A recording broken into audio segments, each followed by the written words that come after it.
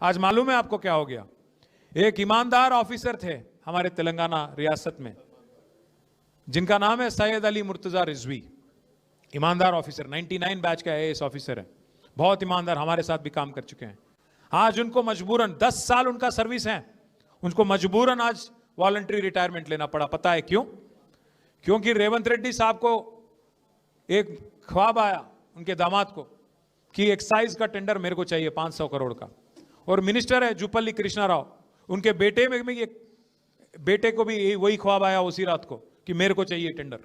दोनों में लड़ाई हो गई, सीएम के दामाद और वजीर के बेटे के बीच में लड़ाई हो गया।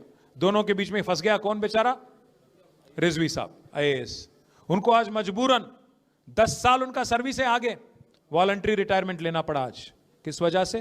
क्योंकि दोनों के आपसी में टक्कर हो गया, ना उनका बात सुनना था, इनका बात सुनना था, ईमान का सुनना था। इसीलिए बोले रिजवी साहब, उनको कैबिनेट सेक्रेटरी बनने का मतलब हिंदुस्तान में सबसे बड़ा पोस्ट होता है आईएएस ऑफिसर के लिए, उस हद तक जाने की उनको एक रास्ता साफ था उनके लिए रिजवी साहब को, पर वो छोड़ दिए, आज इस्तीफा दे दिए। ये हालत है आज तेलंगाना में।